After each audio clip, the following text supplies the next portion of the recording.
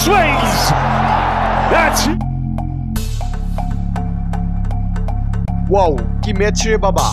প্রায় 500 রানের high voltage ম্যাচে শেষ ওভারের নাটকীয়তায় শেষ পর্যন্ত হারল গুজরাতকে বিদায় করে দ্বিতীয় প্লে অফে মুম্বাই ইন্ডিয়ান্স। দর্শক, শেষ 7 বলে 30 রান দরকার ছিল গুজরাতের। তখন বোল্টের শেষ বলে বিশাল এক ছক্কা মারেন গুজরাতের ব্যাটার শাহরুখ খান। তখনও হয়তো মনে হচ্ছিল গুজরাট ম্যাচটা জিততে পারে। তবে শেষ 6 বলে দরকার ছিল 24 রান। প্রথম বলে আসে 1 রান, দ্বিতীয় বল ডট, পরের বলে 2 রান। এতে শেষ 3 বলে দরকার হয় 21 রান। কিন্তু চতুর্থ বলে উইকেট তুলে নেয় মুম্বাই ইন্ডিয়ান্স।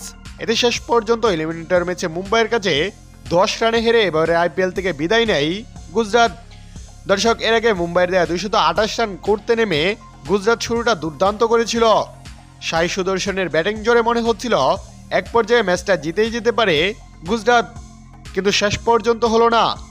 49 বলে 80 রান করে সুদর্শন ফিরে গেলেই ম্যাচ থেকে প্রায় কার্যত ছিটকে যায় গুজরাট।